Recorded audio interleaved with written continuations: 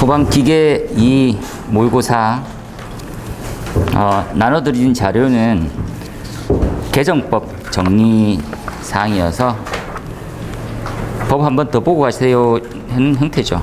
잠깐씩만 한번 싹 읽어보고 다 반영은 되어 있는 형태입니다.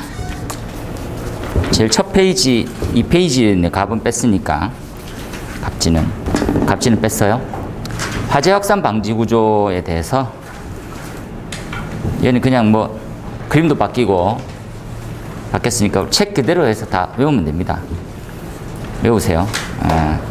밑에 나와 있는 마감 재료 관련해서는 나름 좀 진한 글씨처럼 보이는 게 보입니까? 3번에 이제 가나 다라 이렇게 이게 추가가 된 거거든요. 근데 얘가 나오긴 쉽지 않지. 이렇게 바뀌었다 정도만, 나머지는 별로 바뀐 사항이 없어요. 하지만 건축물 마감 재료는 전통적으로 예상 문제고 반드시 필수 must be 무조건. 그 다음에 3페이지에 3번에 위에서 한 6번째 줄에 마찬가지입니다. 그죠? 복합자재에 관련되어 있는 내용들 같은 내용으로 쭉 한번 보시면 되겠어요. 4페이지도 마찬가지네요. 같은 개념이니까 한번 쭉 보세요. 그리고 5페이지에 123회 방화구의 문제 나와도 뭐 124회 나오고 지난 회차에 나오고 계속 나오죠. 그래서 우리 뭐 바뀌어 있는 내용 같은 의미입니다. 그죠? 특히나 이제 매칭 바뀌어 있고, 그리고 이제 지하 1층에서 지상으로 연결하는 경사로만 제외되고 나머지는 다 대상이다. 나머지는 한번 쭉 읽어보시면 될 것 같아요. 이건 우리가 외우고 있는 중이니까 한번 보시면 되겠고, 다음 페이지에 방화문의 명칭 자체가 바뀌어서 방화문은 계속 예상하고 있습니다. 방화문이냐 방화댐퍼냐 방화셔터냐냐. 근데 전 방화문이 생각외로 좀 문제가 많이 안 나왔어요. 그래서 한번 준비하시라 형태고, 그 밑에 이제 건축물 피난 방화에 관련되어 있는 규칙에 관련되어 있는 부분들 하부 내용이 추가가 됐으니까 잠시 한번 읽어보시면 될 것 같아요. 이건 저도 한번 봐야 될 것 같고, 그 다음에 자동 방화 셔터, 방화 댐퍼, 방화문에 대한 기준 개정된 거, 이거 한번 더 살펴보도록 하십시오. 그냥 좀 한번 보세요. 우리 책에 있는 추가로. 그 다음에 화재 안전 기준은 가스 누설 경보기는 예상 문제로 가스 누설 경보기, 일산화탄소 감지기 같이, 그리고 헤드 관련해서 조금씩 바뀌어 있는 부분들이 있으니까 참조해서 보시면 될 것 같아요. 그죠? 우리가 추가가 하나 됐죠. 8페이지에 보면 메뉴에서 이제 세 번째 줄에 방풍실을 원래 이제 우리가 점검할 때나 감리할 때나 점검할 때 방풍실은 헤드를 뺄 수 있는 기준이 없기 때문에 늘 설치해 왔어요. 최악의 상태가 뭡니까? 라면 방풍실이 유리로 되어 있는 타입이지. 맞습니까? 들어오는 입구인데 유리로 이렇게 되어 있어요. 유리 천장으로 되어 있는 거지. 통유리로 이렇게 다. 그러니까 이 감지기하고 헤드를 넣을 상황이 안 되는 거예요. 또 층고도 좀 높아. 어떻게 할 거야, 이렇게. 저희가 뺄 방법이 없다. 어떻게든지. 도저히 안 돼서 밑에 층에서 끌집어 올라오든지 막 별쇼를 해가지고 끌고 왔었어요. 그래서 그 사이에 뭐 안 보이는, 감지기는 좀 편하죠. 왜냐면 유리라는 게 완벽하게 통유리가 아니고 이렇게 프레임을 짜지고 있으니까 프레임 따라서 이렇게 선을 넣는 거예요. 이렇게. 감지기를 설치하는. 그렇게 해서 유지해 왔는데, 지금 같은 경우에는 감지기는 설치를 제외하는 게 원래 있었으나 외기에 대한 접한 부분이죠. 근데 헤드는 없었어. 근데 지금 헤드를 넣어주라 이런 말이죠. 그래서 헤드를 빼도 되는 기준이 생겼다. 그래서 건축물 에너지 전략 설계 기준, 제가 이걸 찾아보니까 생각보다 너무 내용이 많더라고. 그래서 그냥 감리하시는 분이 방풍실에 헤드를 빼주고 싶다라면 이 기준에 적합하게 해라 이렇게 얘기만 해야 할 수밖에 없을 것 같아요. 그 다음에 8조의 배관은 시험장치죠. 시험장치는 비교적 나온 지 얼마 안 됐습니다. 하지만 기준 변경됐으니까 한 번 더 보고 가시라고. 간단한 예만 들면 습식과 부합식은 2차 측 어느 곳에서나 가능하다라고 하는 부분으로 이해하시면 되겠고요. 건식 밸브 같은 경우에는 제일 먼 위치, 손실을 확인하는 게 좋겠다. 그죠? 그리고 건식 밸브 상에서 2840리터 정도 됩니다. 그러니까 우리가 750갤런 정도 될 것 같아요. 그 정도 초과하는 건식 밸브는 무조건 1분 이내. 이게 NFPA 기준하고 똑같습니다. 그 기준을 따라라. 이렇게. 2차 측 배관 내용적이 크면 클수록, 그죠? 우리는 시간에 대한 기준이 없었거든. 그래서 제가 우스갯소리를 예전에 굉장히 큰 창고에 건식 밸브로 설치되어 있었는데 시험 장치를 열어도 한 2, 3분이 지나도 물이 안 나오는 거예요. 도대체 뭐가 어디로 새고 있겠어? 이렇게 안 나올까? 그죠? 그 법적 기준은 1분으로 이제 명시를 시켰습니다. 그래서 요거는 건식 밸브는 예상 문제로 되어 있습니다. 그죠? 예, 건식 밸브는 어떻게 해서 빨리 작동시킬 수 있을까? 지연이 가장 큰 문제거든요. 그래서 어떤 시간으로 분류되어 있고 어떻게 해결하면 좋겠습니까? 라고 하는 부분들. NFPA는 가장 쉬운 방법을 2차의 내용적인 제한을 걸어버려요. 첫 번째가 500갤론까지만 하면 시간에 제한이 없어. 그냥 일단 500갤론으로 해. 이렇게. 그죠? 최대 어디까지 할 수 있어? 750이에요. 용량에 대한 한계는 750인데 이때는 시간 제한을 추가시켜버리지. 1분 이내에 무조건 방수가 나와야 됩니다. 이렇게. 그래서 500과 750 정리를 잘 해놓으시면 될 것 같아요. 그죠? 그리고 좀 더 빠르게 개방될 수 있는 장치 두 가지가 있습니다. 그죠? NFPA는 우리가 말하는 퀵 오프닝 디바이스라는 게 있습니다. 조기에 빨리 개방시킬 수 있는 장치, 빨리 작동시킬 수 있는 장치가 있을 거다. 우리는 두 가지가 있다. 그죠? 엑셀레이터라고 하는 부분이 있고, 엑셀레이터, 그리고 익조스트라는 게 있습니다. EX 머리 시작되는 거죠. 익조스트, 이렇게. 근데 익조스트는 NFPA에도 없어요. 안 써. 이렇게. 얘는 이제 NFPA 맹시가 돼 있어요. 근데 특이한 게 건식 밸브를 외국에서 우리가 딱 사와서 그 디자인을 그대로 카피해서 갖고 올 때 어떤 식으로 엑셀레이트까지도 카피해와요. 그래서 밸브가 건식 밸브는 엑셀레이트까지가 포함되어 있는 게 하나의 일체형으로 보시면 됩니다. 그렇죠? 엑셀레이트의 특징은 뭡니까? 2차 측에 있던 공기압을 1차 측에 클래퍼가 열리게 도와주는 그런 역할을 해줘요. 이렇게 기동할 때. 이조스트는 뭡니까? 2차 측에 있는 헤드가 한 15개 정도 터진 효과를 발휘하게 해줘요. 이게 좀 약간 공압이라고 해서 뭡니까? 2차 측 배관에 에어가 빠져나가면 압력이 줄면 열리는 그런 밸브가 있어요. 그런 밸브를 많이 쓰지. 좀 쉽게 이해해 보세요. 그죠? 2차 측 배관에 이렇게 있는데 장치를 하나 설치해 놨어요. 그럼 여기 이제 압력이 가해지고 있으면 밸브가 안 열려. 근데 압력이 빠지면 밸브가 열리는 타입의 밸브가 있어요. 그럼 만들기는 쉽습니다. 근데 이 그림으로 설명하기 좀 힘들더라고. 그렇게 하면 헤드 15개가 터진 거하고 똑같이 설치돼. 그래서 2차 측에 세팅되어 있는 압력이 예를 들어서 0.2 메가파스칼로 설치되어 있더라. 0.2, 0.1하면 2kg 정도 되겠네. 이 정도 하면 설치하면 되겠네요. 0.2 메가파스칼로 2차 측에 공기압을 세팅해 놨어. 그러면 0.18이나 0.17 정도 되면 얘가 열려버려요. 그래서 압력이 쑥 다 빠져나가요. 그런 역할을 하는 게 이조스트입니다. 그런데 미국에도 설치한 데 있고 우리도 설치한 데 있어. 어디에만 설치돼 있어요? 체계만 설치돼 있어요. 체계만. 반만 쓰라는 거지. 더 웃긴 거는 뭡니까 하면 이 구조를 아는 놈은 아무도 없어. 누구만 합니까 하면 여용주 기술사님 체계만 있어. 없어. 그래서 내가 그림을 갖다가 좀 심플하게 그리려 했더니 구조 너무 힘든 거라. 내는 놈도 이상한 놈인데 이래서 해서 안 냈지. 처음에는 막 대충 그려 써놨는데 대충 그리면 더 안 좋을 것 같아가지고 했습니다. 시험 장치 한번 고민해서 보시면 되겠어요. 그죠? 네. 그 다음에 그 밑에 2번에도 마찬가지로 그죠? 시험 장치 배관의 구경은 25mm로 하고 이렇게 해서 동등한 방수 성능을 가진 오리피스를 해라. 이렇게 한번 살펴보시면 되겠네요. 그죠? 네. 그리고 좀 중요한 형태의 내용은 이론상으로 이해를 좀 잘 해보세요. 시험 장치 내부의 구조는 딱 두 가지로만 설치되어 있어요. 뭡니까? 개폐 밸브와 개방형 헤드, 즉 오리피스예요. 이렇게만 설치되어 있지 압력계는 없어요. 근데 이게 관습에 대한 무서운 나쁜 점이에요. 그래서 점검하시는 분들이 특히나 시험 장치를 열었는데 압력계가 없으면 허전해하거나 지적을 해버려. 압력계가 없어요. 그러면 이제 항상 지적이라는 것은 법에 근거해야 되는데 법에는 없어.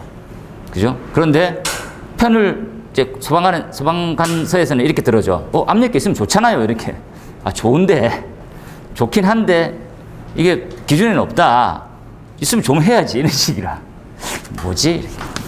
지금 설치 안 하는 게 제일 좋죠. 지금은, 12항의 1호를 보면 쉽다, 그죠? 습식을 가장 많이 쓸 건데, 습식의 2차측 배관은 어디에서든지 쓰고, 지금 우리 현장에서 그렇게 지금 진행했어요. 이건 이제 완화에 대한 개념이거든요. 어떤 의미로. 그래서 완화는 즉시 시행이 가능하다. 이 청에 대한 답변도 있고 해서 바로 시행했습니다. 나중에 사진 하나만 이렇게 딱 보여드릴게요. 지금 현재 시공되어 있는 형태. 모습 보면.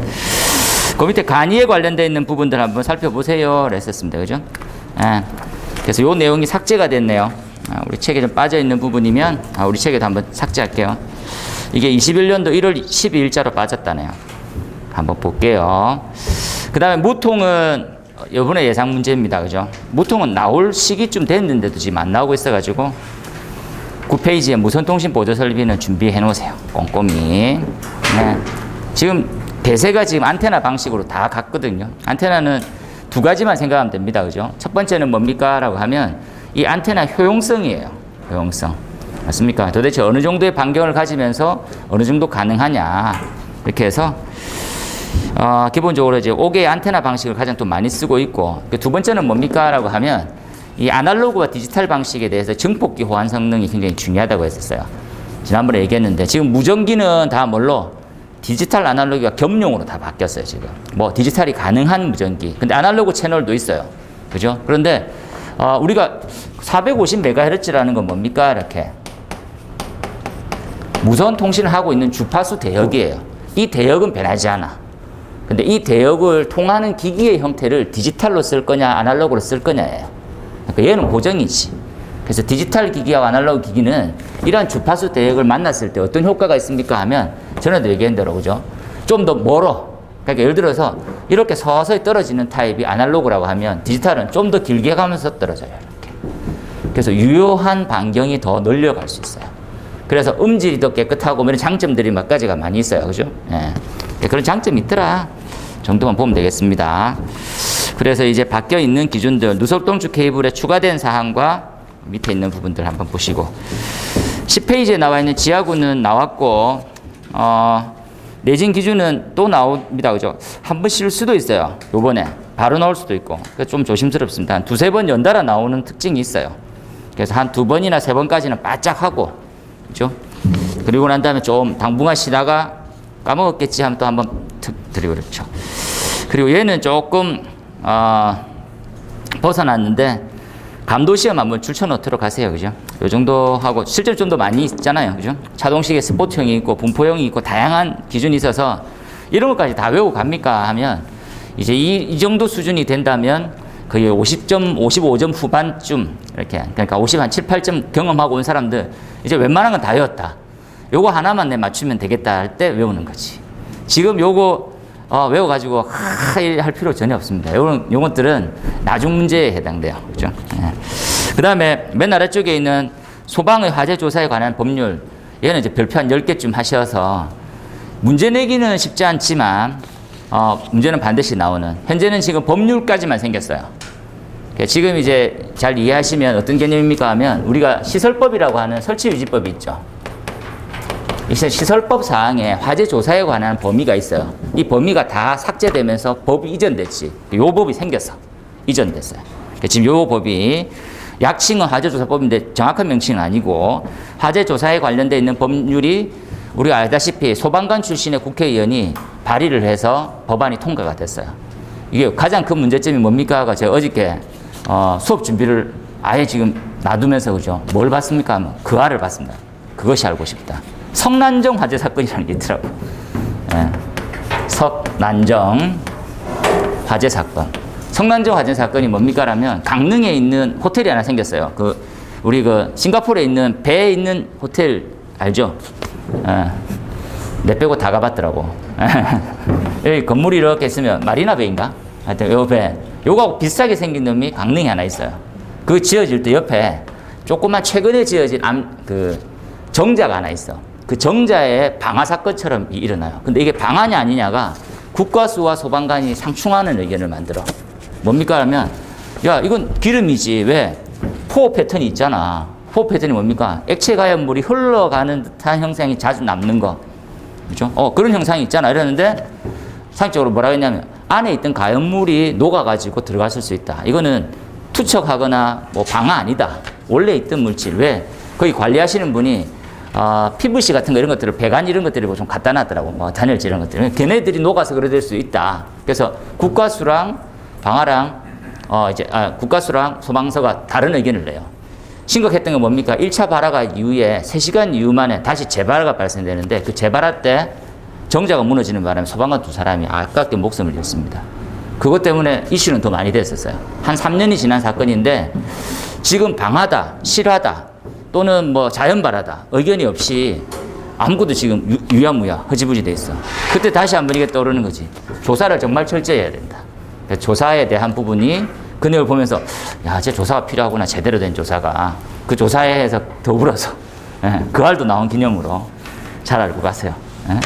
지금 나와 있는 법령도 조금 더 좀 꼼꼼하게 보고 그리고 한번 바뀌고 난 다음에 세부적으로 한번 더 나오게 될 거예요. 지난번에 자료 나눠주는 거 기억나시죠?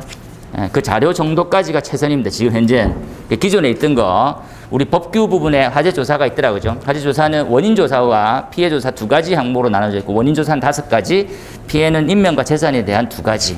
그렇게 틀을 가지고 가세요 일단. 하지만 그 큰 틀 속에 첫 번째는 뭡니까? 우리가 남의 거 먼저 베껴오는데 외국의 NFPA는 첫 번째 말이 과학적인 조사가 필요하다고 써놨어요. 화재 조사는 무조건 과학적이어야 돼요. 그죠? 사견이 들어가면 안 되고 여러 가지 조건이 있습니다. 그죠? 그래서 그 준비를 한번 하시면 좋을 것 같아요. 그 알이 용량이 작으면 제가 이렇게 토스를 한번 해드리면 좋은데 용량이 좀 커서 꼭 보세요. 성난정 화재 이렇게 그죠? 꼭 보세요 했는데 적진 않는구나. 안 보겠단 말이지. 보세요. 보면 소방에 관련되어 있는 내용들이 너무 많이 나와요. 보면 그렇구나. 자연발화 시험도 하고요. 어떻게 발생될까? 약간 이제 목재로 되어 있는 형태거든요. 그런데 밑에 솔잎들이 많이 쌓이게 돼. 그래서 위에 유리를 한번 붓고 불을 먼저 꺼버려요.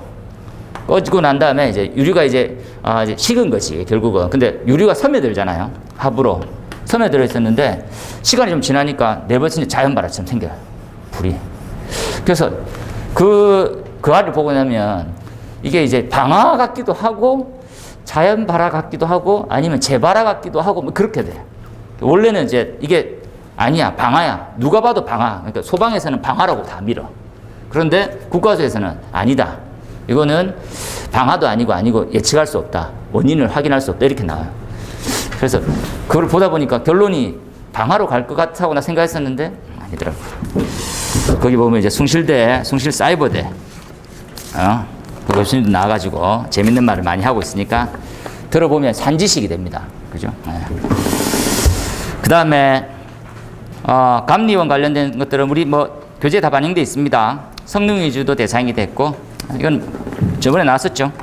한번 보시고 그 다음에 아시다시피 이제 그 다음 페이지에는 페이지가 없네. 소방공사 감리원의 배치 기간 있죠. 네모되어 있는 부분 사용 승인일까지 해야 된다 이렇게.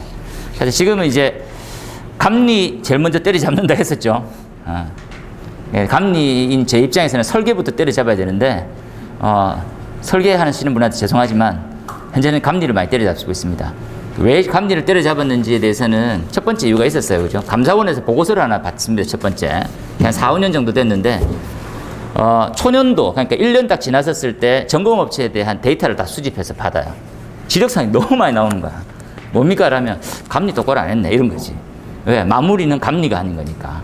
건축물이 지어지고 난 다음에 전체 테스트를 제대로 했으면 1년 지났었을 때 이렇게 많은 지적이 나오진 않는다라는 거야. 그때 쫙 다 뿌립니다. 그래서 담당이 다 부르죠. 야, 이거 감리 다시 내서 보고서 써. 왜 이렇게 됐는지. 그 다 똑같은 내용이었습니다. 뭐 그때는 정상, 지금은 이상, 그때는 정상, 지금은 좀 이상, 그때는 정상, 좀 이상한데요. 이런 게 쭉 보고서 다 나와. 나도 그때 같이 했죠. 그래서 이 현장 거 그대로 틀을 이로 옮겨가지고 그때는 정상, 좀 이상하네요. 이럴 수 있다. 변화될 수 있다. 이런 식으로. 그 다음부터 이제 더 단도리를 잘하게 됐죠. 칼같이. 그래서 이제 좀 바꿉니다. 제도를. 왜? 야, 시기가 안 맞는 거야. 왜 시기가 안 맞아? 처음에 이제 우리가 준공이라고 하는 것들 볼 때 고민이 착공을 이제 소방서에 이제 본부장 서장한테 우리 착공을 받잖아요. 그리고 이제 준공도 사람한테 받을 건데 준공점이 있습니다. 준공. 근데 특징이 뭡니까 하면 건축물의 사용 승인이라는 게 있어요. 건축물의 사용 승인. 사용 승인을 받아야지만 그 건축물을 사용할 수가 있게 되는 시점이 있어. 근데 일반적인 공동주택 같은 경우는 사용 승인일 이후에 입주를 하고 막 하거든요. 그렇다 보니까 준공 이후에 사용 승인일 텀이 그렇게 길잖아요. 거의 대부분. 하지만 분양이 안 되는 상가를 생각해 보면 소방에 대한 준공은 목말라해요. 왜? 공사업자가 돈을 받아야 되니까. 필증, 소방 필증을 받아야지 건축주가 소방공사 마친 사람한테 야 고생했어 돈 주잖아요. 아니면 이게 질질 끌어지면 누가 다 힘들어. 공사도 돈 못 받고 감리는 또 돈을 또 추가시켜야 되는 입장에 가까워요. 일단 빨리 끝내자. 하지만 사용 승인은 분양이 안 되는데 내가 낼 필요가 없는 거예요. 그 건축주는 어떻게 해? 1년이 지나든 2년이 지나든 3년쯤은 너무 심하다. 그때까지 사용 승인을 안 받고 있는 거예요. 멈춰 있는 거지 그 건물은. 그 이후에 사용 승인을 딱 받았어. 그럼 무슨 차이입니까? 2년 전에 준공이 나버린 거였어요. 아무런 관리 없이 2년이 지난 거지. 이 이후부터 1년 있다가 점검이 들어오기 시작하는 거야. 최악의 상태가 되는 거지. 그래서 딱 돌아보니까 3년 동안 아무런 유지관리가 없는 그러한 건물을 초년도 점검인 거예요. 그러니까 개엉망이 된 거지. 얼마나 문제 많겠어. 그래서 안 돼. 야, 이게 소방에 관련돼 있는 검사, 완공에 관련돼 있는 준공은 사용 승인일하고 차이가 나면 안 돼. 그때 사용 승인에 관련돼 있는 뭐 건축주가 접수를 시작하면 뭐 구청에다가 야 이제 건물 준공 나요. 접수하는 시점에 감리가 완공을 할 수 있게 만들어놨어요. 요 제도입니다. 방금 전에 본 거. 이해해 놓으세요. 너무 큰 문제가 생겼지. 과거에. 그래서 그런 형태가 있구나. 정도만 봅시다. 그것까지만 보고 뭐 배치일자 이런 것들 뭐 참고해서 보고요. 그리고 법 바뀌어 있는 것들 이렇게 뭐 참고해서 우리 요 프린트물은 나눠드렸으나 그 파일로 올려진 거는 컬러풀하게 넣어놨으니까 어느 부분이 어떻게 바뀌었는지 다 쉽게 볼 수 있을 겁니다. 그렇게 보시면 될 것 같아요. 그리고 분리발주는 그죠? 요 자료는 일전에 드렸었죠. 그래서 받았던 사항이니까 같이 보시고 지금 뭐 법에 관련되어 있는 것들이 좀 더 걱정이 많아서 좀 이러한 자료가 기술사회에서 상반기 교육 자료였어요. 법은 이렇게 바뀌었습니다. 그래서 기술사 대상으로 해서 교육했던 자료이기 때문에 이런 것도 바뀌었어. 그럼 내가 그걸 출제해야지. 이렇게 할 수 있거든. 그래서 그렇게 해서 내드린 거니까 참조해서 보고 이건 수업 시간에 말씀드릴 텐데 논문을 가급적이면 좀 볼 시기가 있어요. 어느 정도쯤입니까? 라면 내가 한 점수가 55점쯤에 가까워지면 왜 자꾸 논문을 한 번씩 보시라고 말씀드리냐면 좀 필요한 이런 것들은 요지라고 되어 있는 부분 보입니까? 논문 처음에. 요지를 보면 전체를 파악할 수 있어요. 이 요지가 여러분의 개요 역할을 해줘요. 그래서 내가 개요를 어떻게 짤까요? 하면 요지처럼 짜면 돼요. 요지 보입니까? 요지 이렇게 뭐라 적혀 있습니까? 하면 제목 먼저 한번 읽어보면요. 스프링클러 시스템의 조도 개수에 따른 마찰 손실 개선 방안에 관한 연구 이렇게 딱 되어 있는데 요지를 읽어보면 본 연구는 유체가 배관내를 흐를 때 사용유체의 물리적 화학적 성질에 따라서 배관 재질이 선택된다. 그리고 소방 설비에 사용하는 유체는 대부분 물을 사용하고 물속에 용해되어 있는 각종 이물질 등이 관벽에 스케일을 발생시키고 부식, 배관의 노화를 촉진시켜서 마찰 손실을 증가시켜 결국은 펌프의 효율을 저하시키고 소화 시스템을 망가뜨린다. 이렇게 하게 되겠지. 그 다음에 설계 및 시공 단계부터 마찰 손실을 개선하기 위해서 기존의 시스템보다는 나아진 형태의 배관들 재질을 고민하자. 이 관련되어 있는 형태로 내가 써나가겠다라고 했어요. 요까지만 딱 읽어보면 뭡니까? 어떤 내용인지 다 알게 되죠. 본문 내용을 읽을 필요가 없다고. 그렇게 개요를 써주면 돼요. 엄청 간단하죠. 네. 여러분 25점짜리 답은 항상 이런 스타일로 자꾸 가야 돼요. 그래서 밑에 나와 있는 형태는 뭐 읽어보시면 좋고 중요한 것들은 한 3가지 정도로만 세팅해 볼까요? 공부를 할 때 이 페이지에 보면 마찰 손실에 관련되어 있는 관계식 정리했니? 제일 많이 쓰는 것들이 뭐라고? 물이고 난류고 하니까 하이젠 윌리엄스 공식으로 어떻게 정리하겠지라고 하는 설명. 지금 조도계수하고 마찰 손실이니까 조도계수의 표 다음 페이지에 관련되어 있는 부분들 마찰 손실은 어떻게? 그리고 3페이지에 보면 마찰 손실을 구하는 식에 대한 비교 하나 우리 책에 똑같이 거의 비슷하게 나와 있습니다. 그 밑에는 마찰 손실의 원인과 개선 사항들 이런 것들이 책에 미흡하다고 하면 별표 쳐서 플러스 시키면 되겠지. 그죠? 결론은 어떻게 됩니까? 하면 실제로 눈으로 보는 것들이 중요해요. 여러분한테 14페이지 한번 보세요. 강간을 한 7년 정도 경과했더니 안에 이물질이 굉장히 많이 쌓이고 있다는 거 보이고 21년 정도 근간했어요. 그러면 배강경보다 절반 정도밖에 안 남아있는 상태도 많아요. 되겠습니까? 4페이지를 보니까. 그래서 강간은 한 15년에서 20년쯤 되면 올 교체합니다. 예산 잡아가지고. 길게는 한 30년 만에 교체하기도 하거든요. 그때는 관을 이렇게 보면 안이 다 사가 있어요, 진짜로. 예. 그래서 막 많이 교체합니다. 그죠? 이때 이제 기계설비업자들은 돈을 좀 벌죠. 그래서 강간 사용을 적극 권장하고 있습니다. 강간, 먹고 살자, 이렇게. 그죠? 그러면 맨 마지막에 조도개수, 마찰, 손실에 관련되어 있는 것들은 재질에 관련 문제라면서 그럼 세 가지 한번 비교해볼까 하는 거죠. CPVC, 강간, 동간 이렇게 비교했네요. 지금 빠져있는 건 STS다. 그죠? 스테인리스 스틸이 있으니까 그런 것까지 세팅해 놓으면 한 번에 나가는 것들을 정리하실 수가 있어요. 필요한 것들은 뭡니까? 라고 하면 내부식성 이런 것들 있죠. 그리고 내구성 이런 것들 위주로 되어 있구나를 이해할 수 있습니다. 그래서 실 사용에 대해서 정리를 해보니까 비용이 얼만큼 차이가 나더라, 어떤 특징이 있더라까지도 틀을 잡았네요. 2014년도 논문이었는데 내용은 거의 변경이 없어요, 지금까지.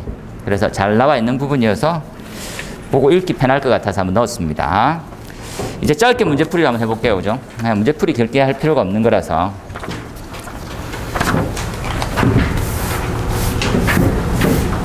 문제풀이. 박리예요, 박리. 박리는 이렇게 생겼습니다. 그죠? 박리는 이제 71페이지에, 교재 71페이지에 보면, 박리라고 하는 형태가 뭡니까? 하면, 박리가 발생될 수밖에 없는 문제점이겠죠.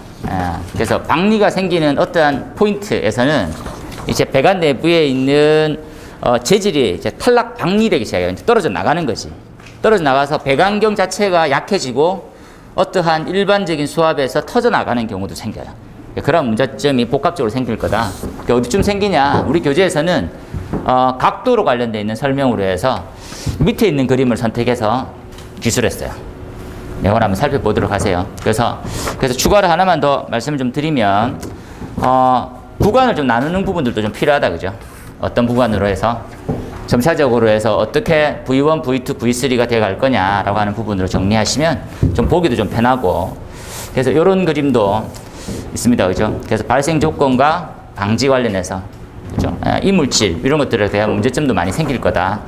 추가로는 요거 한번 보도록 하십시오. 이렇게. 요 그림이죠. 요 그림. 제가 이제 말씀드리고 싶은 형태가 요 그림이었습니다. 그죠? 잘 안 보입니까? 이게 영역 1, 영역 2, 영역 3. 이렇게 되어 있어요. 그래서 이게 뭡니까? 라면 배관 간격이 줄어들고 있는 범위, 일정한 범위, 이렇게 확대되고 있는 범위라고 보통 생각하시면 돼요. 이건 자료를 다시 한번 단톡방에 올릴 테니까. 그리고 이 그림을 그리기 위해서 지난 시간에 좀 잘 안 됐던 거지. 두 가지가 있습니다. 이제 얘는 갖다가 델타에 대한 X의 부분이 나와 있는데 이 부분이 뭡니까 하면 유속이 같아지는 지점을 이은 거예요. 한번 잘 보세요, 유속이. 그래서 요쯤 돼요. 정확하게는 이렇게 생기진 않았고요. 이렇게쯤 되겠죠, 이렇게. 되겠습니까? 유속이 같아지는 지점. 유속의 변화가 어떻게 생겼습니까? 여기는 변하고 일정하죠. 변하고 일정, 변하고 일정, 변하고 일정. 그래서 그 변화되는 지점을 이은 거예요. 얘 이름을 경계층이라고 부른댔어요. 경계층. 이 부분은 레이놀드 쪽에서 말씀을 한번 드렸습니다. 그죠? 레이놀즈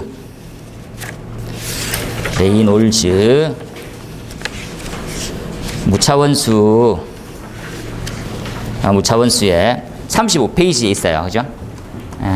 이렇게 되어 있는 부분이고, 그리고 밑에 있는 실선에 관련되어 있는, 밑에 있는 또 점선이네. 그죠? 이 점선은 이 부분이에요. DY에, 여기 X 부분이고, Y 부분이죠.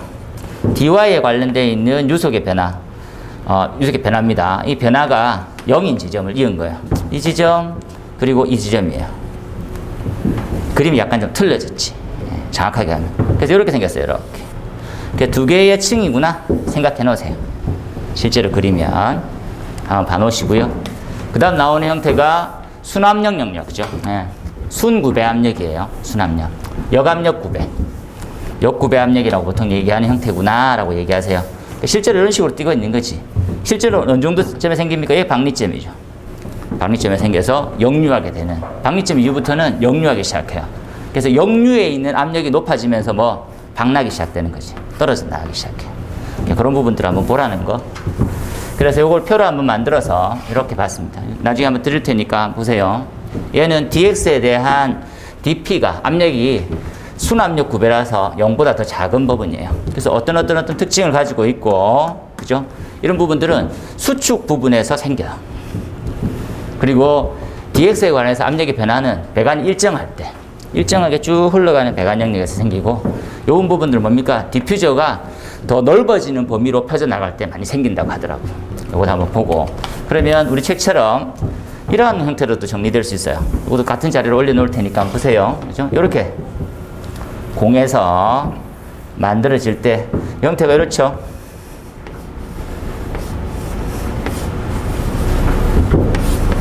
이렇게 보입니까? 형태. 그래서 이 부분이지. 우리 교재하고 거의 닮았어요. 되겠지요? 이렇게 관련되어 있는 박리 71페이지 보면 그 영역으로 해서 정리하시면 됩니다. 그래서 이 부분 이후부터는 이렇게 형성되죠. 전부 다 와류예요.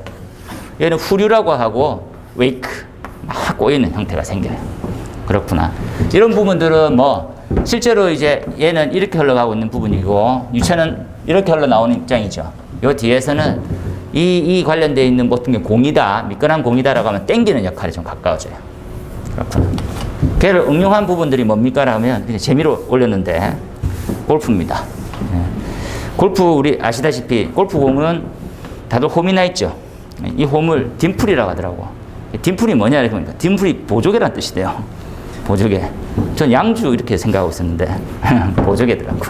이 딤플을 하는 이유가 뭡니까? 해서 원리가 똑같아요. 그러면 딤플이 0.175mm 정도 된다더라고. 그 정도 파면 여기서 난류가 생겨요. 이렇게 표면에 난류가 생기더라고. 참고로 이 사진은 미국 그죠? US LPEG인가? 골프 했는데 사진에서 갖고 온 거예요. 그래서 보니까 이렇게 두 가지를 비교해 볼 수 있습니다. 그죠? 매끈한 공이고 그리고 딤플이 있는 공이고 어떻게 됩니까? 하면 와류가 생기는 범위가 굉장히 넓죠. 그래서 저항력이 많이 생기는 겁니다. 공은 이동, 유체는 저항력에 해당되는 부분이죠. 하지만 우리가 딤플을 굉장히 많이 만들어 놓은 형태는 많이는 안 되고 한 400개 정도가 적정선에 최대 그렇게 한다더라. 그러면 어떻게 저항이 거의 없는 앞쪽에서 한번 설명했던 게 기억납니까? 이렇게 비점성 유체일 때만 가능한 그러한 형태로 만들어 줄 수 있대요. 왜 그러냐? 얘네들에서 내부에서 생기는 와류가 거의 걔네들을 이렇게 땡기는 역할하고 똑같아요. 그러니까 걔네들은 그냥 표면에서 내가 마찰을 안 받는 역할처럼 만들어주는 형태로 생기는 거지. 도대체 무슨 말이냐? 이렇게 마찰을 받는 놈이 있고 어떻게? 그 마찰 받는 부위가 요 면이에요. 면. 이걸 쉽게 이해해 보세요. 마찰을 이렇게 표면에 다 받느냐? 면하는 면에 받느냐? 아니면 몇 개 안 되죠? 5 부위만 받는 부위. 전면이고 이렇게 해서 저항을 덜 받게 돼요. 그래서 이렇게 그럼 이렇게 층을 띄우면 덜 받습니까? 좀 다른 그림이 이렇습니다. 그죠? 이렇게. 이 그림 다시 올려놓을게요. 이렇게. 공 진행 방향하고. 참고로 이제 공은 안 치는데 공 치는 설명을 이렇게 해야 되는. 그래서 뒤로 끄는 힘이 굉장히 심하게 걸리고 이렇게. 그래서 만약에 지금 뒷풀이 만약에 형성되어 있으면 압력이 굉장히 낮은 형태로 축소돼서 당기는 힘이 적어요. 그래서 훨씬. 그래서 우리가 보통 공을 치면 나가는 거리를 비거리라고 하는데 2배 정도 차이 난답니다. 신기하게 그 정도까지. 그래서 공에 대해서 다양하게. 얘는 여기서 한정됩니까? 실제로 이렇게도 바꿀 수가 있어요. 상어의 껍질. 압니까? 상어의 표면의 껍질이 어떻게 생겼습니까? 이렇게 생겼어요. 뭡니까? 이렇게 옆면에서 보면 이렇게 생겼어요. 이렇게. 이렇게. 얘를 이렇게 들어서 보면. 이렇게. 그러니까 어떤 면입니까? 이렇게 해서 전체를 다 받는지 아니면 이렇게 해서 요 면만 받는지 이렇게 이해되는 거예요. 되겠죠? 그래서 실제로 물의 흐름은 이렇게 흘러가 버리기 때문에 그러니까 뭐 저항은 덜 받으면서 훨씬 더 빨리 나갈 수 있는 시스템을 바꿔요. 얘를 전신 수용복으로 착용시켜요. 우리 펠프스 알죠? 미국의 영웅. 그 사람이 전신 수영복을 입고 나타나니까 다들 웃었어요. 저렇게 웃긴 라피도가 만드는 특수 수영복이었어요. 그러니까 2, 3초씩 차이가 나버린 거지. 그래서 이제부터 어떻게 안 돼. 전신 안 돼. 하체만. 그죠? 지금 뭐 수영의 과학이지. 많이 쓰고 있대요. 이렇게. 참조해서 보십시오. 이렇게. 날개, 비행기도 이용되고 결국은 뭡니까? 저항을 덜 받게 만드는 형태하고 똑같아진 거고 그리고 어떻게 저항이 많이 생기는 쪽에서는 뭐 박리도 발생될 수 있을 거다. 이렇게 얘기하면 돼요. 한번 참조해서 보세요. 그 다음에 두 번째 문제가 전기 방식 중에서 부식 시험에 나온댔습니다. 그죠? 부식은 메커니즘 그 외에 원인과 대책은 엄청 간단해요. 그리고 종류 한번 해볼래? 종류가 이제 크게 두 가지로 희생양극과 그리고 뭐 외부 전원법이 있댔고 희생양극과 외부 전원을 이해하려고 하면 이온화에 관련되어 있는 경향과 이온화에 관련되어 있는 기본 개념을 이해하라고. 그죠? 어떠한 철에 대한 성분 같은 이러한 성분들은 전해질 공간, 즉 쉽게 분해할 수 있는 공간을 만나게 되면 자기 거를 그냥 다 내놔요. 왜? 야, 나는 이제 금속 이온하고 원래 전자로 이루어져 있던 건데 나 그냥 둘 다 놓고 싶어. 그죠? 그러니까 둘 다 놓는 거야. 그러니까 철은 뭘로 이온하고 그리고 전자로 분리를 시켜요. 스스로. 야, 이거 원래대로 돌아갈래 이런 거지. 그죠? 그래서 얘는 누굴 만나고 얘는 누구인가의 에너지가 돼버려요. 되겠습니까? 그 얘네들은 뭐 음극에 대한 에너지원으로 들어가서 요 두 개가 합쳐지면 수산화 제1철이 돼요. 나중에 얘는 물하고 만나고 산소하고 만나거든요. 물과 산소가 결합될 수 있는 에너지가 돼. 그래서 얘는 짜잔 OH 이온이 돼요. OH.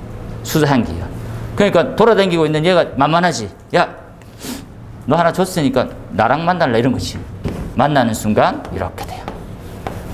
뭐 수치는 바뀌겠지. 간은 그게 만나게 되는 거지.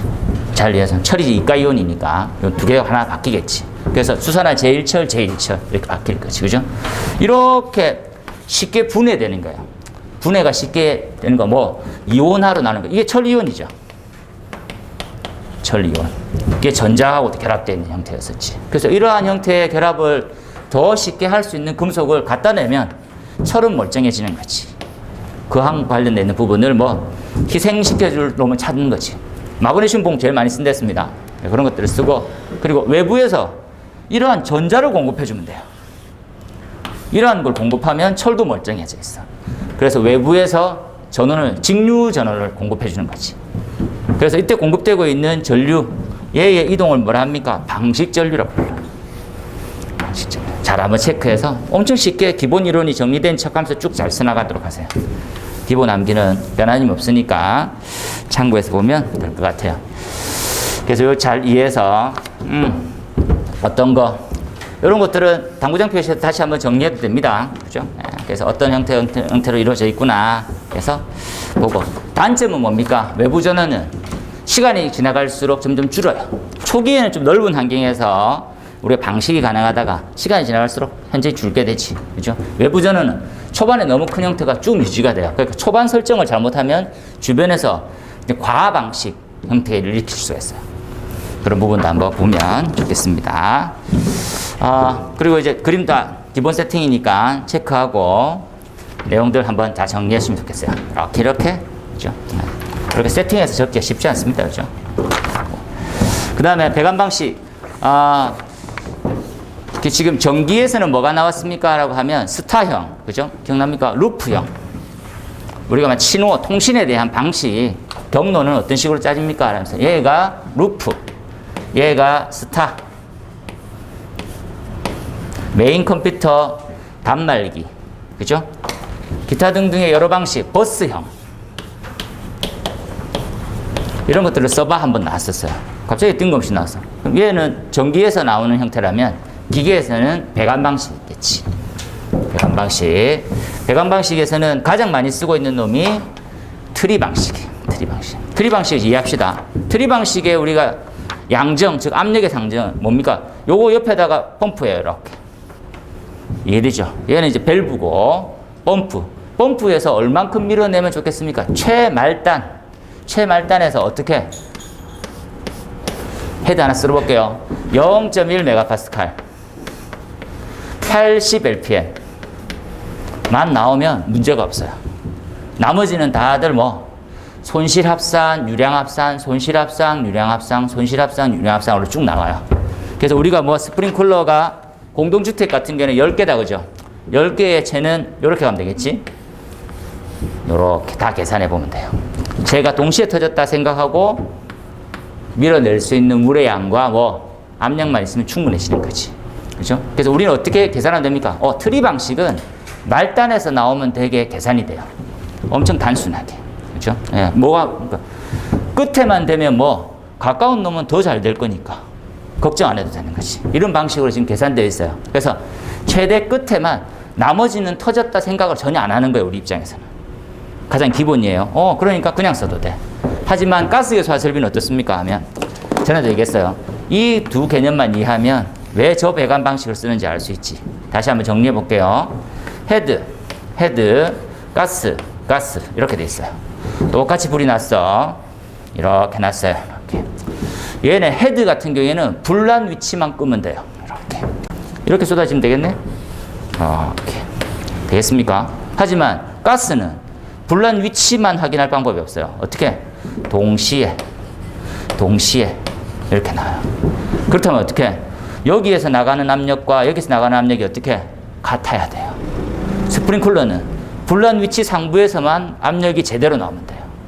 그것만 고민이고, 가스계는 전체가 균일하게 나와야지만 동시에 덮어요. 이렇게. 되겠습니까? 그래서 어떻게 방식이 합리적이고 최적이냐? 얘는 트리, 얘는 뭐 우리가 말하는 토너먼트예요.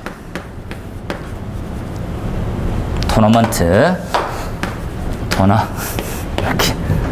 영어는 아나. 적으면 피곤해 하실 것 같아가지고.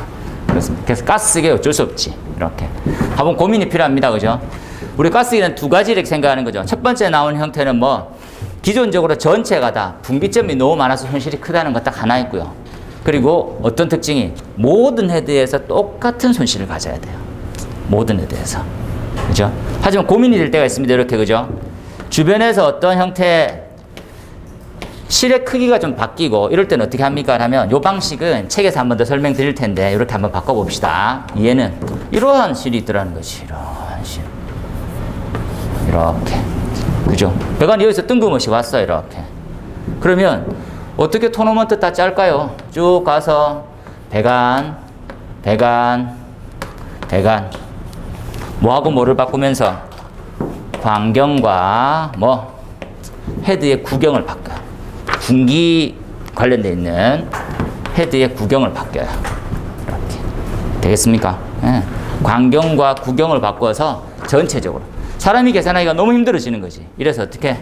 설계 프로그램을 돌리자는 거지. 설계 프로그램을 돌리면 각각의 헤드에서 방출되고 있는 양에 대해서 어느 정도 나오는지까지도 다 알 수 있게 돼요. 그 부분 보세요. 그래서 실의 구경에서 좀 복잡한, 일반적으로 하기는 좀 힘든 형태로 가고 있다는 것이 참고해서 봐놓으세요. 그죠? 네. 그리고 좀 더 고민하면요. 어떤 식으로 좀 정리할 수 있습니까? 하면 개방형 헤드는 다 같이 가는 게 맞아요. 하나 더 말합니다. 스프링쿨러인데도 개방형이면요. 토너먼트로 가는 게 더 바람직합니다. 이해해 놓으세요. 우리 개방형 헤드 쓰죠? 맞습니까? 개방형 쓰잖아. 일체 개방 밸브. 그죠? 일체 개방 밸브일 때 토너먼트 방식으로 설계 안 해요. 왜? 스프링쿨러는 무슨 방식을 쓰라고? 트리 방식으로 쓰랬잖아. 그죠? 그러니까 어떤 문제점이 생깁니까? 이렇게 생겨요.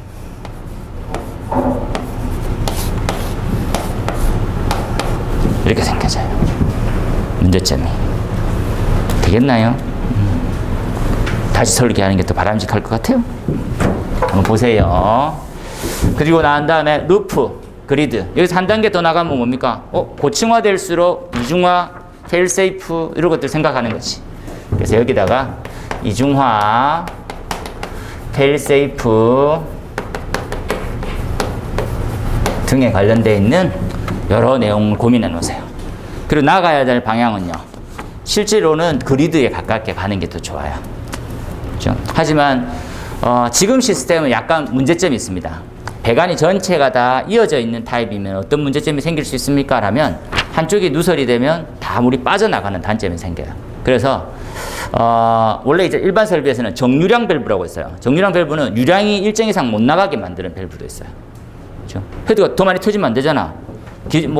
헤드는 집에 50개가 설치되어 있다고 합시다. 굉장히 큰 실에. 그런데 원래는 30개까지 계산되어 있단 말이에요. 그러니까 더 많이 못 쏟아지게 해서 또 안 열리게 만들어주는 거예요. 그런 타입의 밸브도 있어서 좀 다각도로 연구해 볼 필요가 있다. 한번 생각해 주도록 하세요. 그 다음에 펌프 특성 곡선은 우리 한번 이해합시다. 그죠? 펌프 특성 곡선의 요소는 뭡니까 하면 전체 틀은 반하잖아요. 이렇게 그죠? 유량과 양정에 관련되어 있는 모든 곡선이에요. 그리고 원심 펌프 특성에 대해서 이 곡선은 항상 우하향에 가깝습니다. 원래 오리지널 원심은 우상향으로 되어 있어요. 그래서 우리가 말하는 서징, 맥동에 관련되어 있는 어려움, 고민 이런 것들이 필요한데 지금 잘 만들어가지고 이렇게 형성되어 있지. 그죠? 지금 유지되어 있는 부분들은 뭡니까? 라면 기사 때까지 관리사부터 이런 걸 공부해요. 배관저항 곡선이라는 걸 공부하기 시작합니다. 그렇죠? 그리고 배관저항 곡선과 우리 양정과 유량이 만나고 있는 이 곡선이 정격이구나라는 것들도 이해하게 돼요. 이게 100%, 100% 이렇게 돼 있어요. 그래서 이때의 양정 말 그대로 몇 미터짜리 펌프냐? 이때 야 네가 지금 소야 유량이 몇 LPM이냐? 알 수 있게 되는 거지. 여기서 추가로 우리 알 것들은 뭡니까? 라면 원심 펌프의 특성이에요. 유량이 더 많아지면 많아질수록 어떻게? 동력도 더 많이 쓰고 있다는 걸 알 수 있어요. 이렇게. 얘가 축동력으로 갑시다. 워터에 관련되어 있는 동력으로. 지금 3번 나와 있어요. 그죠? 축동력에 관련되어 있는 것들로 갑시다. 수동력으로 가겠네. 축동력으로 가야 되지. 그 다음에 효율도 가장 높은 지점이구나라는 것들을 알 수가 있어요. 효율을 이렇게 한번 쓸게요. 이 지점. 그래서 이렇게 이해하면 됩니다. 100% 효율 지점이 정격입니다. 라고 생각하면 돼요. 이때가 전기를 제일 많이 먹어요. 이렇게. 한번 생각해 놓으세요. 되겠습니까? 하지만 가혹한 테스트까지 가야 되지. 그래서 어떡하십니까? 150%까지 우리는 테스트 하는구나. 이해를 해주도록 하세요. 그래서 100%, 150%, 0%를 어떤 식으로 요 다음에 나와 있는 형태로 가는 거지. 성능 곡선이라는 거. 그래서 얘 특성 곡선이라는 부분들은 뭐하고 여기에다가 그죠? 효율과 축동력에 관련되어 있는 고민을 같이 들어간 거. 이렇게 보고 성능 곡선이라는 것은 HQ 곡선 말 그대로 그렇게 봅니다. 펌프에 대한 유량의 변화에 따라서 압력이 얼만큼 효과적으로 제 위치를 찾고 효과적으로 발생될 수 있는지 그걸 고민하는 거지. 뭐 반호 들어가세요. 이렇게 기본 중에 기본이니까 여기서 우리가 요 고민을 제일 많이 하면 좋습니다. 이렇게 배관저항 곡선이라는 거. 배관저항 곡선은 이렇게 써놓을게요. 그죠? 흡사 뭐하고 똑같습니까? 라면 우리가 공부를 할 때 이런 걸 배운다. 그죠? 이렇게 화재에 대한 성장 배울 때 화재에 대한 성장 곡선을 처음에 이해할 때는 도대체 이게 뭐야? 이거 뭐 어디서 먹지? 이러는데 성장 곡선의 다변화를 이해하면 돼요. 실제 화재 아니면 어떤 화재 아니면 어떤 화재 이렇게 이 화재의 특성만 이해하면 시간에 따라서 얼마만큼 빨리 이때까지만 하면 좀 더 느낌이 안 와. 이렇게 딱 정하면 되지. 여기서부터 플래시오버입니다. 플래시오버. 이때까지도 안 와. 그래서 하나 더 말하지. 여기서부터는 사람이 다 죽는데요. 이렇게. 내일 항상 쓰라 했었어요. 처음에. 공부 처음에. 그죠? 다 죽으니까 왜 이 지점이 빨리 도착하느냐, 늦게 도착하느냐에 따라서 고민을 많이 하게 되는 거지. 그래서 이렇게 발생하는 것들을 울트라 패스트, 얘를 패스트, 미디움, 슬로우. 지금 이렇게 하고 있더라도 어떻게 바꾸냐에 따라 가지고 실제로 진짜 위험하냐 안 위험하냐를 알 수 있겠구나라고 기초를 쌓란 말이에요. 얘도 마찬가지예요. 우리가 제일 먼저 펌프는 여기서부터 출발해요. 여기서부터.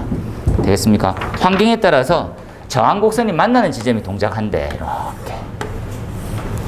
근데 이 저항 곡선이 수시로 바뀌어요. 이렇게. 되겠습니까? 이렇게 바뀌는 이유는 뭐? 첫 번째 이 공식에서 갖고 올 수 있어요. 이렇게. 다시 비교해 봅시다. 손실. 뭐에 비례를 하는? 뭐에? 유량에 비례를 하네요. 약. 맞습니까? 광경에 반비례를 하네요. 약.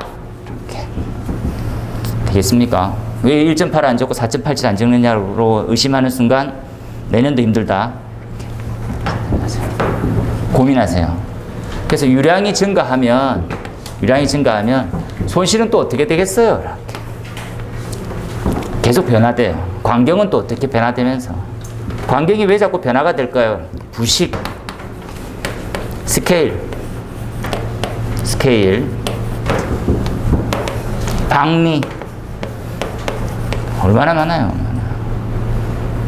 결국은 다 궁극적으로 얘 심각해진다. 그럼 불 안 꺼져. 귀결되면 돼요. 한번 정리를 해주도록 하세요. 지금 나와 있는 형태가 체절, 전격, 과부와 관련되는 성능 곡선도 답을 너무나도 예쁘게 잘했네, 그죠? 보시고. 저는 엄청 중요하게 실무적으로 먼저 얘기하면 패킹이 진짜 중요해요. 근데 거의 한 99%가 현장에서는 그랜드 패킹을 써요. 그랜드 패킹의 정체가 이렇게 생겼어요. 천조가리 뭡니까? 천조가리. 사각으로 되어 있는 천조가리. 사각으로 되어 있는 천조가리가 얘가 축이에요. 샤프트. 이 축을 이렇게 감아놨어요. 이만큼 커팅인 거예요. 이렇게 케이싱이 있다, 그죠? 이렇게. 얘가 펌프. 뒤쪽에 있을 거예요, 그죠? 이 부분을 이렇게 드러냈어요. 수박 자르듯이. 그러니까 이렇게 감겨 있네요. 패킹. 어떤 식으로 씁니까? 축이 옆에서 이렇게 있으면 요렇게 해서 잘라가지고 쿡쿡 쑤셔 넣어요. 옆에서 이렇게 쑤셔 넣은 거지. 이쪽 편에 쑤셔 넣은 거야. 요거 풀어내고 쑤셔 넣어요. 되겠습니까? 이 축이, 이 실링이 이 축하고 만나고 있으니까 완벽하게 있을 때만 어떻습니까? 기본 개념이. 기름에 묻혀져 있는 천조각이거든요. 그러니까 축을 많이 잡고 있어. 그러니까 저항 역할도 많이 하는 거예요. 저항도 많이 하고 어떻게 자꾸 시간이 지나면 느슨해져요. 줄줄줄 새는 거지. 줄줄줄 새는 거죠. 나중에 펌프를 망가뜨려요. 부식 막 시키는 거죠. 부식. 이거 좀 문제 있는 거 아니에요? 이거 바꾸자는 거지. 이렇게. 그랜드 패킹은 펌프의 형태에 따라서 다 바뀝니다. 양쪽으로 축이고 꽂을 수 있는 형태고 가운데는 스프링이 이렇게 달려있어요. 그걸 딱 체결하듯이 구조에 딱 맞춰가지고 딱 체결하는 거지. 어려운 그림입니다. 너무 어려워요, 그냥. 나중에 사진 하나 올려갖고 이게 고정축이고 회전자고 스프링 있는 부분이고 이런 게 있거든요. 기본적으로 어떻습니까? 펌프가 정지 상태일 때는 스프링의 장력으로 해서 누설되는 부위를 없애게 만들어요. 그리고 회전하게 돼 있으면 유체 흐름 방향하고 스프링 힘하고 같이 고정돼 있어서 덜 빠져나가게 만든다고 하더라고요. 어렵네요, 그죠? 그냥 기계적으로 더 조밀하게 만드는 거구나라고 생각해 놓으세요. 참고로. 그래서 그 두 개를 한번 넣었어. 그래서 일단 이렇게만 좀 이해합시다. 이 그림이 제일 쉬운 그림인 것 같아가지고.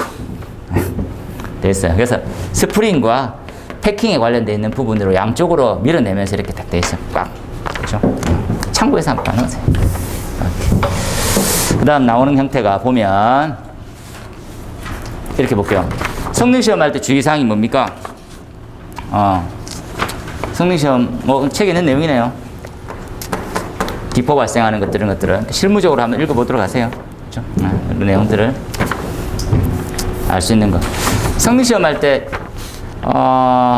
성능시험의 일단 특징은 4가지를 좀 하죠. 앞에서 했던 대로 체절. 체절. 간단하게 이렇게 보면, 체절, 그리고, 전격, 과부하라고 하는 최대부하. 이렇게. 그죠? 최대부하는 이제 가학한 조건을 만들 때 쓰는 거고, 유량은 0, 100%, 150% 이렇게. 그죠? 그리고 이때 나오는 압력은 이렇게 나오죠, 압력은. 그죠? 얘는 우리가 말하는 전격에 1.4배 이하로 나와야 되는 거고요. 얘는 100% 이상, 얘는 0.65 이상 나오면 되는 거고, 순서는 어떻게 됩니까? 하면 순서는 체절, 두 번째 릴리프, 3번 전격, 4번 최대 부하 이렇게 돼 있어요. 순간적으로. 그리고 릴리프를 세팅해 놓으면 그대로 시험을 진행하면 됩니다. 그죠? 왜 그럴까요? 그러면 릴리프 이후에 이렇게 같이 따라오는 그림이니까 이렇게 되죠. 이렇게. 이게 1번. 2번이 요쯤입니다. 그죠? 이렇게. 유량은 이 정도 되겠네. 그죠? 2번 압력. 그죠? 정격이 3번이에요. 3번. 4번이네요. 형태에서. 근데 이제 문제가 뭡니까? 라고 하면 문제는 아니고, 최근의 펌프는 이렇지 않죠. 최근의 펌프는 이렇습니다. 이렇게. 거의 차이가 없어요. 이렇게. 그래서 체절과 릴리프 정격의 차이가 별로 없어요. 그래서 이 순서를 바꾸거나 뭘 하더라도 큰 의미는 없어요. 맨 마지막에 세팅해도 되고. 원래는 이제 어떻습니까? 체절 압력하고, 약간 체절 압력 바로 밑에 릴리프 세팅해 놓고, 그 다음에는 뭐 압력이 더 떨어지니까 릴리프는 폐쇄될 거예요. 측정하는데 문제가 없다고. 그래서 요건 좀 바뀌어져 있어요. 요즘에 펌프는 다 이렇게 생겼어요, 지금. 보시면 되겠고.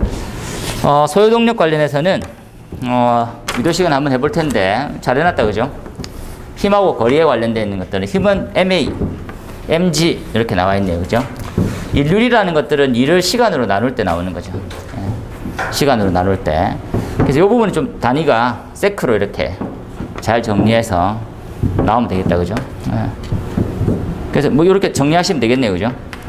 그래서 는 나오는 비중량 QH로 QH 이렇게 잘 정리했다, 그죠? 그래서 지금 나와 있는 형태는 여기 압력이고 이 유량으로 정리될 수 있는 부분이구나. 한번 살펴봐서 보시면 될 것 같아요.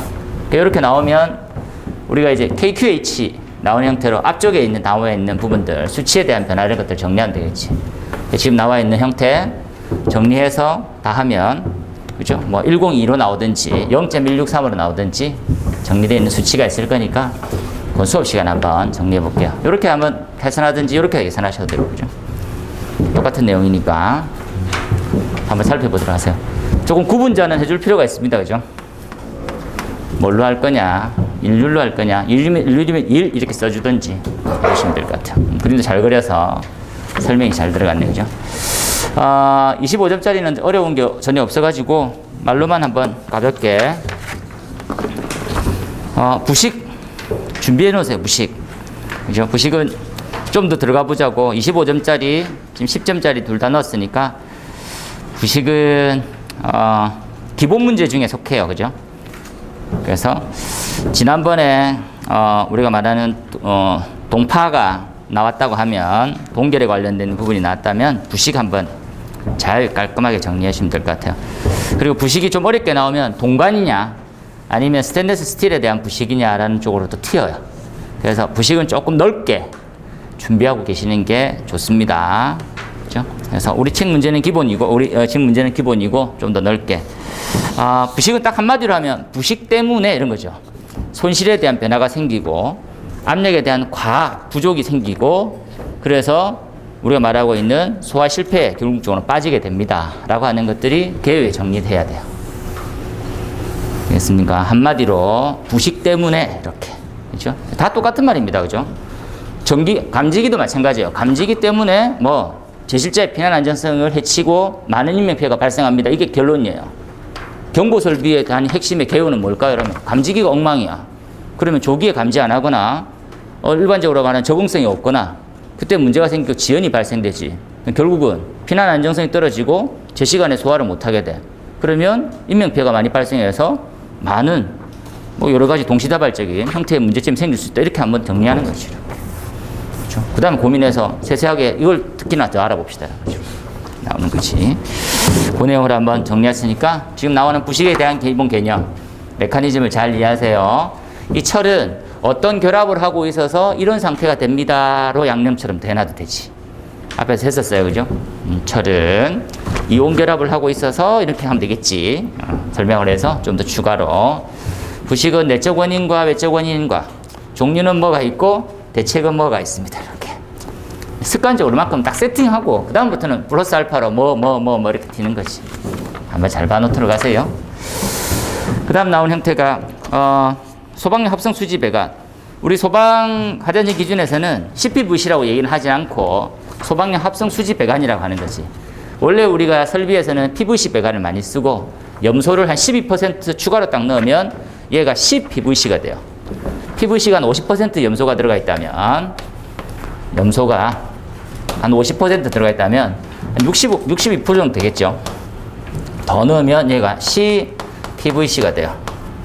C가 추가되면서 저항력도 더 커지고 응력도 더 커지고 그리고 열 전도율도 더 떨어지고, 그죠? 내구성도 향상되고, 단점은요, 경도가 더 단단해져 버리기 때문에 쉽게 깨져요. 얘가 아예 철처럼 강하지 않기 때문에 탁 치면 미세한 금이 딱 생길 수 있어. 그래서 옮기고 이럴 때 조심해야 돼요. 그죠? 잘못 옮겨 놓으면 표면으로는 상관없는데 미세한 금이가 있어서 나중에는 누수가 돼요. 그러니까 옮길 때도 조심하고, 그죠? 그런 부분이 있더라는 거지. 얘네들의 가장 큰 특징 두 가지만 먼저 생각해봐라 하면, LOI의 관점으로 한 번 더 생각하고, C의 관점으로 한번 생각하면 되지. 우리 입장입니다. 불도 안 나요. 불 안 나고, 마찰 손실이 엄청 작아가지고, 믿을 만한 배관. 그런 형태가 있겠구나. 한번 생각하면 됩니다. 하지만, LOI가 아무리 수치가 커도, 다시 얘기했어요. 저변에는 못 이겨요. 그렇죠? 그래서 노출이 안 되는 환경에 설치하는데 특이하게 NFPA는 노출돼도 쓸 수 있는 환경이 있구나. 화재 강도가 높지 않는 곳이면 써도 된다라고 적혀 있어요. 그죠? 그 부분 한번 보고 나머지 NFPA하고 이렇게 한번 비교를 해주면 좋겠습니다. 보이지요? 이렇게 한번 살펴보도록 하세요. 그 다음에 3번 문제 같은 것들이 평균적으로 얘기하면 한 7, 8회마다 한 번씩 나요. 이런 또라이 같은 문제가. 얘네들은 기준을 전체 우리가 설치유지법에 있는 특정 소방 대상물에 설치하는 수용인원, 면적, 규모에 따라 가지고 소방시설을 뭘 넣느냐를 모르면 알 수가 없는 방식으로 돼 있어요. 그래서 보통 이런 문제는 도저히 쓸 게 없더라. 6개가 나오는데 3개가 아예 모르는 거야. 근데 2개는 조금 알고 1개는 쓰면 부끄러울 건데 하는데 3개는 아예 몰라. 그 중에서 만만한 게 이런 거지. 요거 맨 마지막 문제로 해서 한 30분 적습니다. 보통 20분쯤을 풀어야 되는데 한 3, 40분 적어. 그러니까 살아온 얘기도 적고, 그리고 고향 얘기도 이렇게 적고, 그리고 소방하면서 힘들었던 얘기 있잖아요. 그래서 배관을 2개 해야 되는 이유 이런 거 있잖아요. 산으로 간 전부 다 얘기를 적어. 그런데 점수가 나오네. 그래서 속으로 생각하는 거지. 다음부터 개인적인 얘기를 많이 넣어야 되겠다. 다음 시험 개인적인 얘기를 많이 넣었더니 점수가 한 20점씩 깎여버리는 거지. 한 15점씩 푹 날아가는 거지. 그렇죠? 우리 최근에 학교 갔던 장기술사님 그러셨어요. 한번 이렇게 나열식으로 해서 이것저것 쫙 다 적으니까 점수가 빵 뛰었어. 이러면 되겠다. 이제 답을 알았다면서. 그 다음 시험에 모든 문제를 져서 뚝 떨어졌지. 겸손해지더라고. 그전 목이라고 생각했나. 이술사 이러면서 내보고 이중희 씨 이런 식이었는데 그 다음부터는 교수님. 그래서 다들 시험이 언제 합격합니까 하면 원래 실력은 언제냐? 합격 전에가 제일 좋아요. 합격 전에 차가 제일 실력이 좋아. 자신감. 모르는 문제가 없어. 야, 이건 이래 쓰고 저건 야, 됐네. 이렇게 하거든. 근데 그때 떨어져. 그래서 내가 아는 게 다가 아니구나 할 쯤에 이제 마음을 또 놓고 이제 열심히 해야 되겠다. 이제 기대 희망 다 접버려. 그때 한번 어떻게 됩니까? 합격이죠. 그 전에 점수는 한 70점 나올 줄 알았어요. 이렇게. 합격 전에. 다 풀리지. 이쯤이야 내가 싫었는데. 어떻게? 요렇게 합격. 이렇게. 겸손하게 합격하는 거지. 어디 가서 말 못 하잖아. 몇 점 합격했습니까? 그냥 일반적으로 합격했습니다. 이렇게. 보통. 제가 60점 08 받았거든요. 제가 60점 08. 제가, 주식 60점 08 밖에 못하는 돌대가리인가 이렇게 했는데. 제가 이제 면접하러 갔잖아요. 2차 면접에 딱 갔더니 합격자들 있잖아. 합격자를 어떻게 알 수 있습니까? 처음 합격한 사람이 이러고 있어. 몰라가지고 지도. 어리버리하고 있는 거다. 저 요번에 합격, 예! 이러면서 막 손잡고 막. 몇 점에 합격? 난 너무 부끄러워가지고 60점 뭔데? 너무 부끄러워서 저 60점 04인데요? 이러면서 서로 막. 내가 그 중에서는 절반 정도 되더라고요. 머리가 나쁜 건 아니었지. 그렇게 합격됩니다. 곧 얼마 안 남았지. 바짝에 오면. 요 문제는 그냥 이대로 가세요. 얘는 결국 지금 나와 있는 체크할 때 뭡니까? 지하 3층 이상이다. 그죠? 요 지금 묻는 거는 수계인데 같이 한번 고민해 보세요. 지금 일반 수계 아니고 소방전기, 소방기계를 다 통합해서 한번 고민하시면 됩니다. 지금 지하 3층에 이상 되면 연면적이고 어떻게 각 층의 면적이 일정하다라고 하는 형태가 있거나 하는 것들이 좋지. 실질적으로 문제를 가보면. 그죠? 그래서 추가로 할 것들은 뭡니까 하면 용도가 만약에 들어간다면 성능 위주가 들어가 있을 거라는 생각이 한번 들 것 같고요. 되겠습니까? 지금 만약에 이게 아파트다라면 면제가 돼버려요. 이해되죠? 그런데 만약에 일반 건축물이다라고 하면 성능 위주 대상이 되겠지. 되겠습니까? 그래서 각각 한번 써봅시다. 소방전기 때는 뭡니까? 라고 하면 고층 건축물 하지 안전 기준이 적용되었을 것 같아요. 맞습니까? 그래서 고층 건축에 있는 이중화, 50층 이상이니까 또다시 이중화가 있다. 그죠? 관련되어 있는 입상 경로를 이중화시킨다든지 기타 등등 또 아날로그 감지기를 쓰고 있다든지 이런 것들도 이해되고 그리고 무선통신 보조 설비는 16층 이상 다 설치되어 있고 그리고 동일한 면적이라면 지하 전층에도 무선통신 보조 설비가 들어가져 있을 것 같아요. 되겠습니까? 그리고 직상 발화에 대한 직상 사계층의 형태를 띠고 있을 것 같은 형태로 피난 안정성이 확보가 되어 있을 것 같네요. 그죠? 그리고 수계로 이렇게 넘어오게 되면 어떻습니까? 수계라고 하는 부분은 배관의 이중화가 무조건 들어가겠죠. 맞습니까? 그리고 어떻게 고가수조 방식이 더 합리적일 것 같아요. 고가수조 방식이 그런 형태에서 가압송수장치는 어디가 있는데 최상층에 가 있겠죠. 최상층에서 고가수조로 압력이 공급해지지 않는 범위까지만 들어가져 있어요. 그죠? 그 다음부터는 우리가 말하는 감압을 시키면서 전층으로 가는 형태고 그 다음에 어떤 개념입니까? 피난용 승강기가 설치 대상이 되겠죠. 건축방화로 생각해보면 맞습니까? 그래서 그 관련되어 있는 부분으로 정리해 놓으세요. 또 소방 우리가 기계 쪽으로 추가로 더 한다면 재현에 대해서 어떤 방식을 쓸 건지를 고민을 많이 해야 돼요. 50층 정도면 50층이면 다시 한번 쉽게 설명할게요. 팬이 하나의 경로에 팬 하나만 집어넣기에는 굉장히 압력이 부족해집니다. 그래서 50층 정도 이상이면 우리가 쉽게 얘기하면 한 40층 남짓으로 보면 돼요. 한 35층에서 40층 이상이면 경로를 두 군데 집어넣어야 돼요. 이렇게 이해되죠? 위아래로 팬을 공급해주고 안 할 것 같으면요 중간을 잘라버려야 돼요. 이렇게 법적으로 문제 없습니다. 이렇게 해서 재현을 유지하고 있어야 돼요. 되겠습니까? 자르더라도 문제 없게 돼 있어요. 지금 경로에 하나씩만 돼서 만족한다면 참고해서 보시면 되겠어요. 그 다음에 나와 있는 형태 외워서 고민 엄청 많이 해놨네요.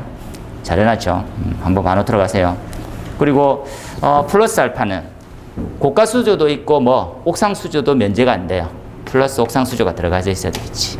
고가 수조에 옥상 수조 양이 합산돼 있든지 선택을 해야 됩니다. 그렇죠? 그렇게 한번 반호 들어가세요. 그 다음에 나오는 형태가 4번인데 다 잘 해놨죠. 답을 잘 해놨기 때문에 외우고 가도 될 것 같아요. 정도면. 소화펌프에 관련돼서는 NFPA 쪽 한번 더 고민해서 보도록 하세요 해서 최근에 기출문제다. 그죠?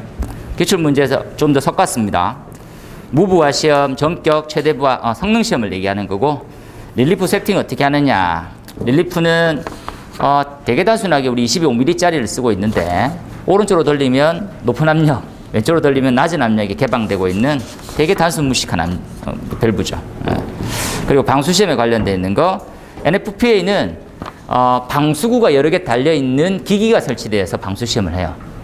이제 그림을 보면 쉽게 알 수 있으니까 그런 형태로 하더라라고 해서 보시면 될 것 같아요.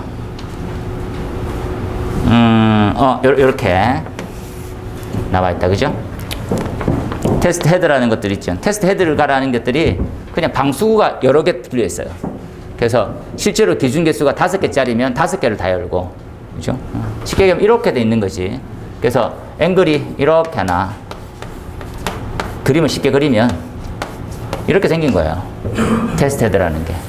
3개짜리면 3개 열고 테스트하고, 2개짜리면 2개 열고 테스트하고. 그런 형태다. 보시면 되겠어요. 기계들은 조금 질문하는 거 좌우를 보는 습관을 가지세요. 기계는 쉽게 얘기하면 이런 겁니다. 부식을 물으면 부식의 범위가 좀 더 넓게 시험에 나와요. 부식은 뭐다 이렇게 쉽게 안 나오고 기계 쪽 문제들이 특징이 이건 저건 이렇게 물을 수가 있어서 조금 주변도 볼 수 있는 형태로 가시면 되겠습니다. 좀 쉬었다가 마저 한번 볼 수 있도록 할게요.